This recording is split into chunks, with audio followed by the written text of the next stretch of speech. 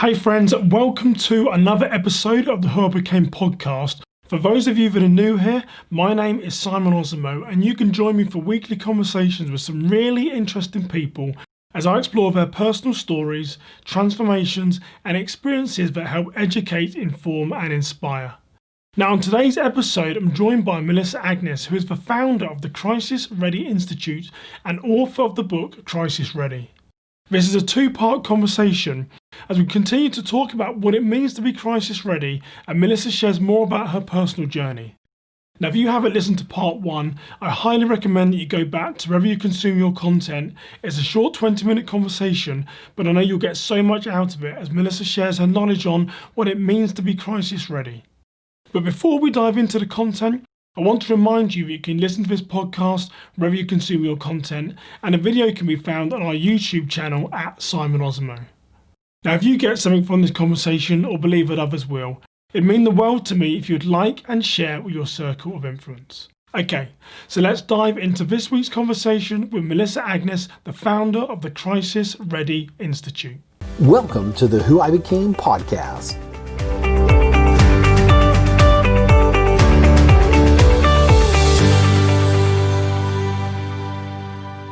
Well, welcome back to Her Became podcast, and this is part two of my conversation with Melissa Agnes, who is the CEO of the Crisis Ready Institute. She is a former TEDx speaker on the secret to crisis management, author of the book Crisis Ready. And if you haven't listened to part one of this conversation, go back. You'll hear all about how Melissa's journey led her into crisis management, and she shares some personal testimony about a situation in her own life which sort of led her on this journey. So Melissa, welcome back for part two. Happy to be back. Thanks for having me, Simon. So let's dive straight in on a conversation around purpose then. So when we were talking offline, one of the interesting things that I picked up on you that you said was that you never really asked for why questions. And what I found fascinating about that is very, very similar to me, that I often find that people go searching for their why in their life. You know, why am I born black? Why am I English? Why am I born to a single parent? Why? But generally your purpose leads to answer those why questions. And it just fascinated me that you were quite similar, that you don't tend to ask the sort of why. So maybe tell us, how did you discover your purpose? So I do want to say that the way that you phrase that is really interesting, because why is my favorite word. There you go. So yeah. So you're a Simon Sinek fan. But yeah, everybody says that to me when I say that, make that statement. So while I've never asked why me, I think there's a huge difference in why me, because to me the answer is, well, why not me? And for all of the bad things as well as for all of the good things. It can't be one without the other. So I've never asked why me, but I do ask why for everything, far too many things constantly in my brain. You know, I'm constantly processing or trying to seek to process the why, because that's how you get to the how.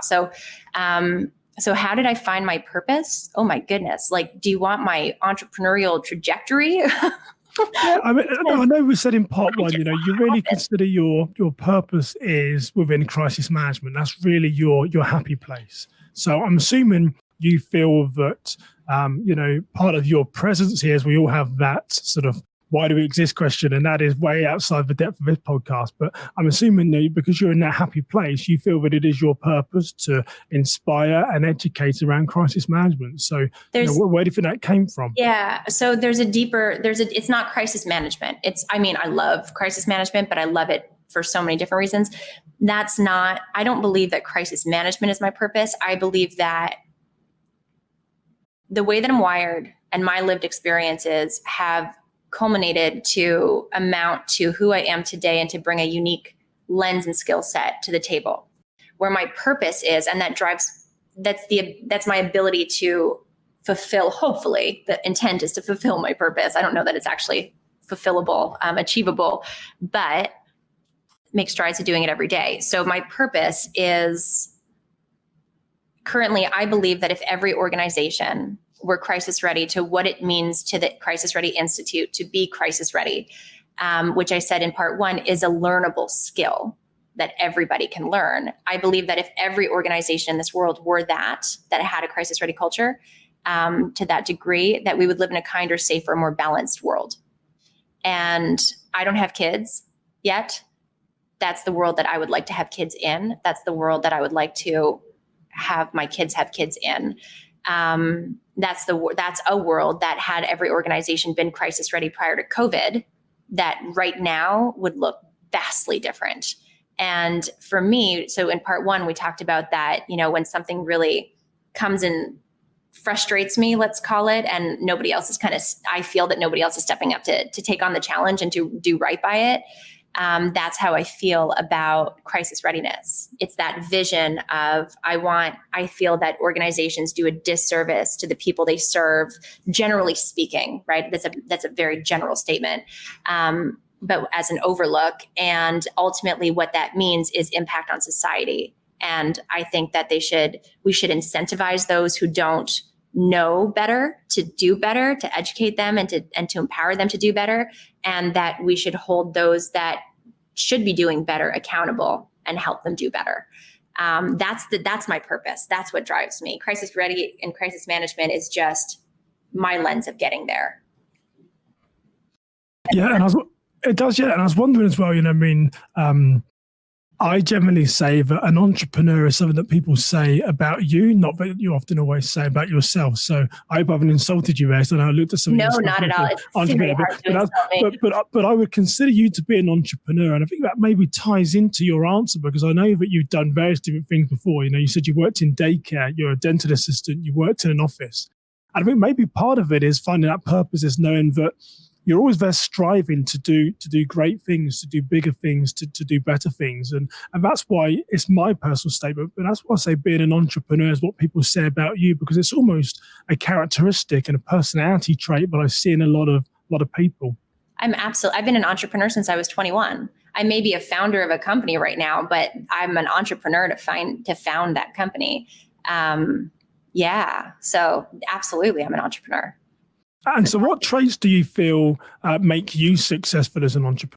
Maybe we can move on to what traits do you see in other entrepreneurs, but what do you see in you which gives you that creativity and freedom to do well? I don't know that I know the answer to that. I don't see myself as successful yet, so that's hard. But don't stop. I'm relentless. I don't stop, and I don't know. I work really hard. I don't. Well, yeah, that's a good answer. But that is an answer, because working hard is what successful people do. I mean, sometimes people say to me, how can you stay up till 1, 2 o'clock in the morning, either writing or doing a presentation? I'm like, well, how can you not? So I guess like I said, being an entrepreneur is most probably, something that comes from within. And it is interesting. I mean, maybe some of the times these things don't necessarily have answers, Melissa, but it's just good to try and get your perspective.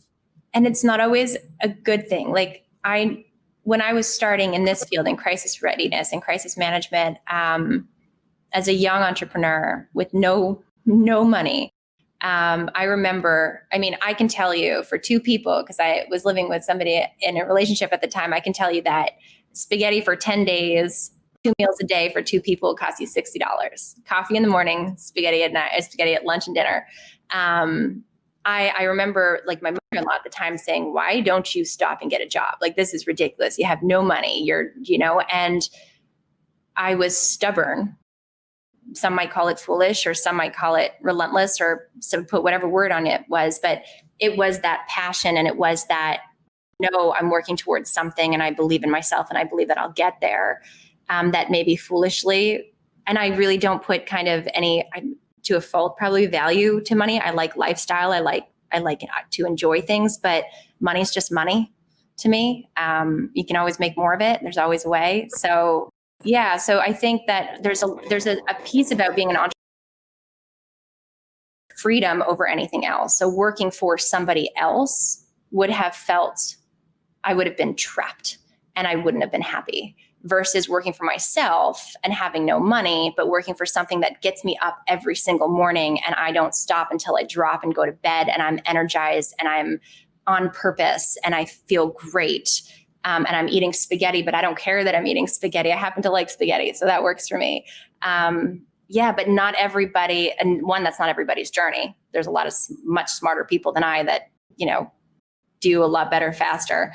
And two, I understand that most people would say, I can't do that. And I get it. I wouldn't recommend it. If my kid said that, I would, to me in the future, I'd be like, I want something more for you. But yeah. Yeah, and I think it was interesting just picking up on a couple of things you said there about feeling energized and on purpose. And I think when you have that energy and you're living your purpose, eating spaghetti for 10 days, well, you could just do it, sort of having one coffee a week. Well, you can just do it. So there's a lot of things that are tied together, which is why, like I said, Simon Sinek, he has the same name as me. He's half British, love the guy. He takes some great stuff. I just have a different twist on what he says, but I say, first seek your purpose. And it answers your why. Why am I willing to eat spaghetti 10 days in a row? Because my purpose is I want to become an entrepreneur. I want to do these other things. So fascinating to listen to you. And so when we look about your book, Crisis Ready, then, so, you live in this crisis ready world and state. And in 2020, we've had the tragic killing here in Minnesota. The whole world is going crazy for protests. Then we've got COVID-19. Everyone must be looking around thinking, well, how did we get here? Is it very hard for you not to sort of say, well, I told you so? What do you feel when you're having these meetings when people perhaps, they're not prepared as to what they should be?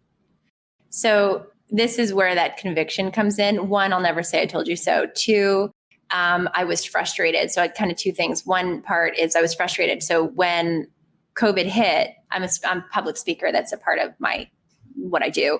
Every single person, every single client that I'd ever spoken to now is calling me off the hook. And I remember my agent saying, this is great. And I was just so frustrated. I was like, no, it's so not, because they shouldn't. My aim with my work is that my clients don't need me.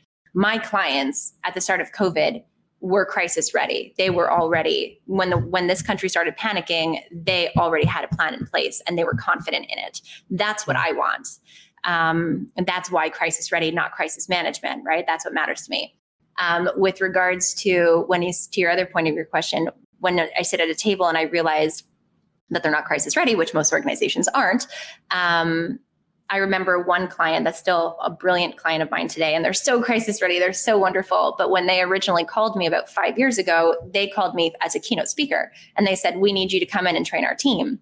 And over the span of 45 minutes, I realized that no, they don't. They need a crisis ready program. And the nature of their business puts millions of people, at risk every single year. So for me, that was right away, like, this is important. This is serious. You can hire somebody to come and give you a training, but it's going to do nothing. It's going to bring you no value.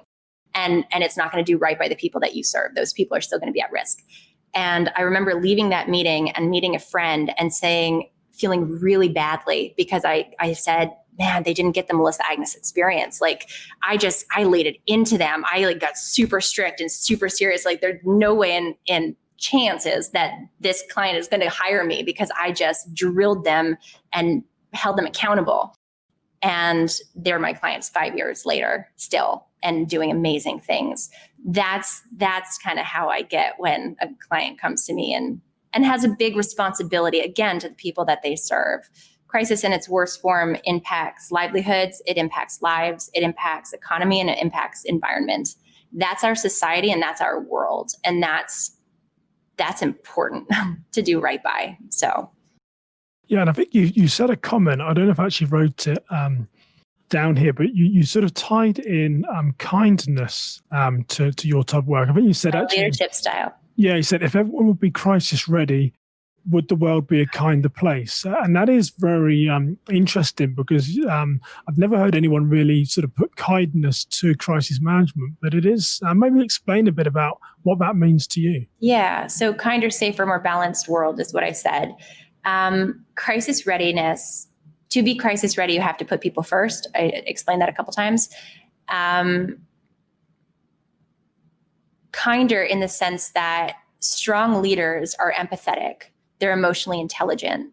They understand why and how to validate people's emotions and then relate to them and then come in and guide them and lead them. that validation piece is where that kindness, if we're going to break it down very simply, that validation piece is where that kindness comes in, helping people feel validated, putting people first. If we lived in a world where every leader did that, we have so much power and impact over people. Every single one of us does. We can choose. We can choose to ruin somebody's day, or we can choose to do something small for somebody that may seem inconsequential, but that inspires and empowers them for the next 10 years of their lives. We all have the power to do that in every single interaction, every single day. And so for me, I mean, that's kind of a core value. Kindness is a core value of mine. And so it bleeds into, of course, crisis readiness, and then, of course, the impact of crisis readiness. So that's where that plays.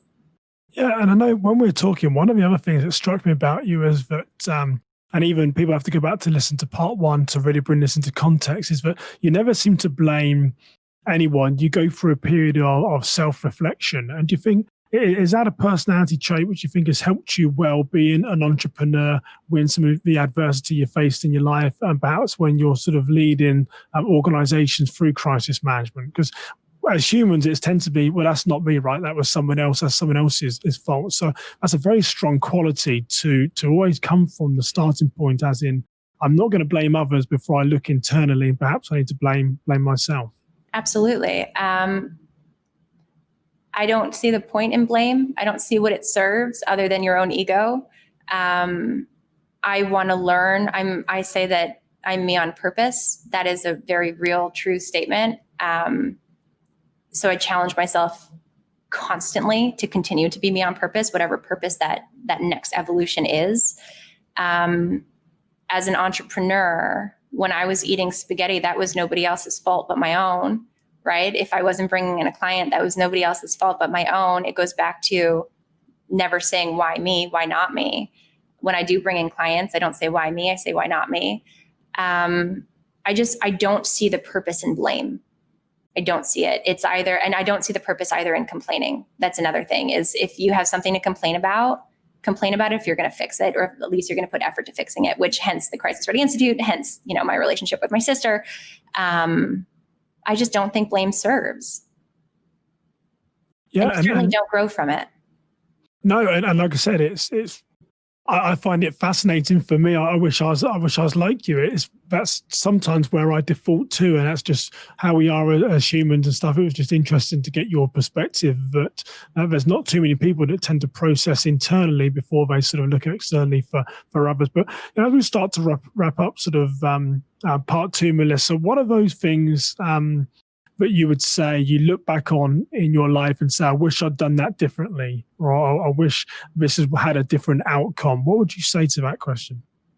Oh, that's good. My honest answer, and I don't know that this is a pleasing answer, is there's only been a number of things in my life, because I'm so introspective and because I'm so, I think, conscious of me, of myself and who I am and my space in the world and my impact on others. And because I care about that profoundly. Anytime, there's been one or two times in my life where I've felt shame, and shame is different from guilt, but felt shame.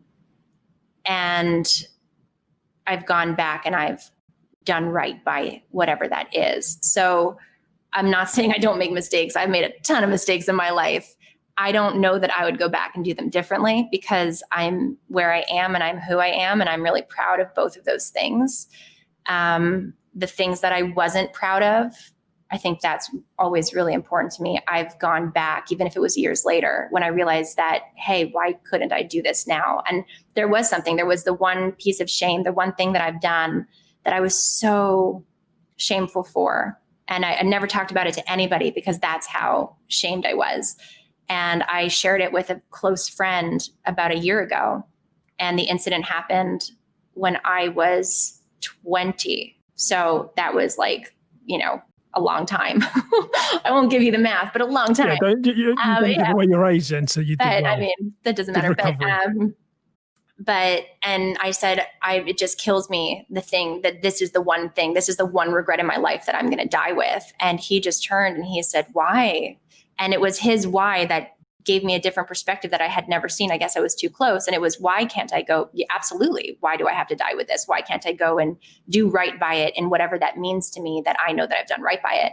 And I did. And yeah, so I try. And again, I'm not saying I don't make mistakes. I make a ton of mistakes all the time. I just don't view them as regrets that I would redo. Yeah, and I guess just a follow-up question, a slight nuance to that, is that when you look at the things that you've done, and against you, there's obviously lots of peers out there in the industry, but why do you think that you've had some success? You've done the TEDx talk, you've been on news, you travel the country, I guess I'll ask you one why question going against some advice, but why you? Why have you been able to do all these things? Ooh, why me? That's a question I never asked myself. I think that I'm extremely good at what I do. 1. 2, I work like a crazy person. So there's that. And I'm extremely blessed. So that's why me. Well, and that's a good answer, because like I said, I'm not I try not to ask for why questions after my big statement about purpose. So I just thought I'd throw it in there because it came out interested to see what you said. But, Melissa, over the 2 parts that we've spoken, it's been fascinating to get to know you better, to hear some of your insights around crisis management, to help you share others through part of your story and journey. And so I just want to thank you for taking the time to talk to me today. Thank you to you. Thank you for the opportunity. I hope there's nuggets that serve and hopefully inspire and empower. And thanks for challenging me with some really good questions. Well, Melissa, what is the best way for people to get hold of you if they want to read your book, if they're in an organization that says we don't have any crisis management? How can people find you? CrisisReadyInstitute.com. That's the hub. That's the place to go. You'll find me through that.